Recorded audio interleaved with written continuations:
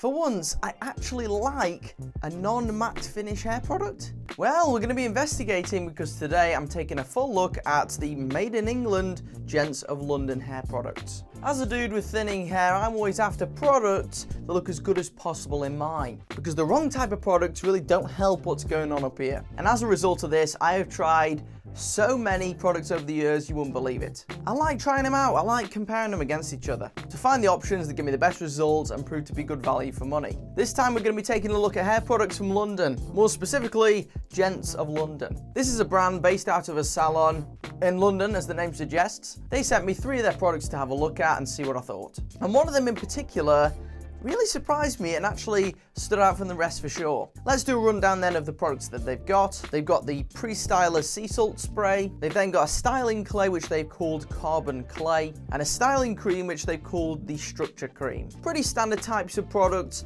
Let's whiz through how each of these perform. And if you like the look of these at the end of the video, you'll find links to them in the description below so you can check them out for yourself. And I've just found out whilst editing this very video that I've managed to get you a discount code. Use the code EVERYMAN10 at checkout after you follow the link in the description and you'll get 10% discount off your order. It's not an affiliate code for me, but it just saves you some money, which is awesome. First things first, we've got the Sea Salt Spray. This is a pre-styling product which, if you're not familiar with, essentially means you apply this to wet hair before blow drying, and then the heat from the hairdryer helps to create the structure in your hair. Let's have a look at the packaging to begin with. This comes in a small metal spray bottle. Kind of resembles a camping flask with a trigger on the top. But actually, overall, I really like the look and feel of this. It's not all cheap plastic, feels really nice quality, and it's refreshing to see something made out of this material. It looks like something that you would find in one of these salons. And then on the side of the trigger, there's a little lock and release mechanism as well, which I guess is handy if you wanted to chuck this in a bag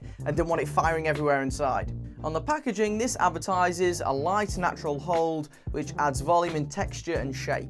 That's what you would sort of expect with one of these, so how does this perform? When you get started with this one, and then when you use the trigger, you'll find that the application is really easy. The sprayer itself is really good because it's not so wide that it soaks both your head and then all your shoulders too, but it's not so targeted you feel like you're blasting yourself with a hose. It just gives you the light mist that you want so you get the even coverage, which is decent, keeps it easy. Now I'll use my hairdryer in conjunction with a brush, as I normally do with pre-stylers. How does this fare on my quite thin hair? This one performs as you'd expect. It's quite your typical sea salt spray. You get a relatively good amount of volume, and then it adds the bit of texture and shape as it does advertise. The best part about this sea salt spray, I think, in comparison to some others, is that it doesn't leave your hair feeling super dry. Loads of the time, especially once you've used the hairdryer on sea salt sprays in particular, as the name suggests, it leaves your hair feeling pretty dry, but for whatever reason, whatever ingredients they've used in this one, your hair still retains some good moisture. Other than that, it's nothing out of this world, but it's pretty solid. Next, we move on to the first of the 2 styling products that they've got. This one, Carbon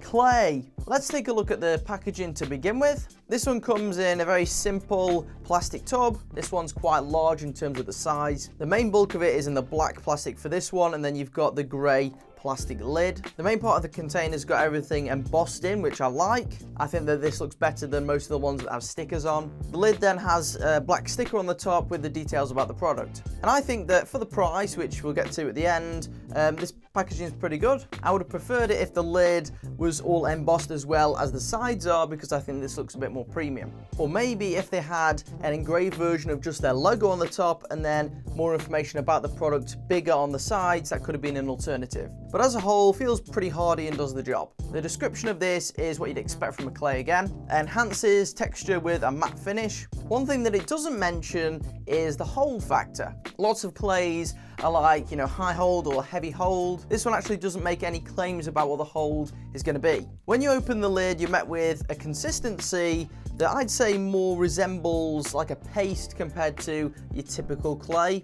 It's very easy to scoop and application is very smooth. Although in the ingredients list it does include kaolin clay, so technically this is a clay, but it's more like a cream clay. If you've tried the smooth Viking styling clay, the consistency between the two is almost identical. This one also, it smells really nice too. Once more, I'm terrible at identifying what smell this is supposed to be. Maybe I haven't traveled the world enough, but All I know is it smells pretty good. So once you've applied this to your already pre-styled hair, how does it fare? Well, this one definitely goes into the hair very quickly. Compared to some of the other clays I've tried, this one does dissipate into the hair quite fast.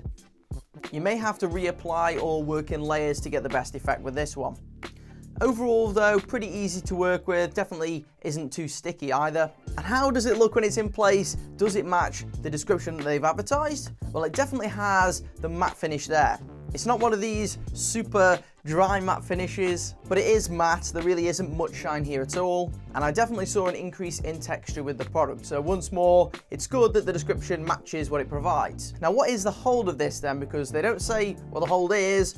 What would I rate it as compared to loads of other products I've tried? I'd call this bang on a medium hold. If you want like a super high quiff, then this probably won't be enough. But if it's just a day-to-day hairstyle, you know, across to the side maybe, then this is going to be a better choice. Or if you're someone with really short hair, then this could do the job in terms of hold. Again, once more, I think that this is a solid product as a whole. Not my favorite clay that I've ever used, but it's definitely not the most expensive clay I've ever used either. This isn't one that I personally use on a daily basis, only because I tend to like something with a little bit more hold. Now let's have a look at the final one that they do, which is the surprising structure cream. Now I thought it was a bit strange when online I saw that the overall consensus, the overall reviews of the cream were a bit better than the clay, because normally online as a whole, guys tend to prefer matte finish products. They tend to look better in most dudes, so most people are more pleased with the results. But for the Gents of London range, the reviews are slightly better for their structure cream, which does advertise a subtle shine, so maybe like a medium shine. Let's have a look then at how this one fares. In terms of packaging, you've essentially got the same packaging as the clay. The only real difference here being that the lid is purple as opposed to the grey. I do like the fact that it's only the lid that has changed between the products, so you know that the still parts are the same range, but they don't look too similar, like for instance the VO5 products on the high street where you've got about 20 that all look the same. But essentially the same, you know, critical points as with the clay packaging apply to this one. In terms of the performance, this one advertises creates definition with a subtle shine. Once more, this one is supposed to be applied to dry hair. Doesn't mention anything again about the hold, but I don't normally fare very well with any sort of shiny products. Typically these types of products leave my hair looking even thinner. Not really a good look overall, but maybe things would be different with this one. When you open the lid, this one has quite an unusual texture, almost like a combination between a cream and a gum. There's definitely a slight elasticity to this one. Smell-wise, this reminds me of one thing. I don't know why, but it definitely smells like a glue stick that you have at school. Then again, I could be wrong. I'm probably the worst identifier of smells on the internet, but overall, that's a smell I like anyway, so I do like the smell of this one again. Based on the texture of the product, I expected the application to be a bit of a struggle, and I thought that I would just be left with tons of residue. But actually, this is incredibly easy to work into the hands. It spreads incredibly easily, and then is really easy to apply as well. Goes in an absolute treat, and you don't need quite as much as you need for the clay to get the same sort of result. And what I noticed from the very first use of this stuff is that when I put it in, there was no real greasiness. I definitely came out with a medium shine, I would say, but there wasn't any grease there. And this is so unusual because I have tried so many products, and essentially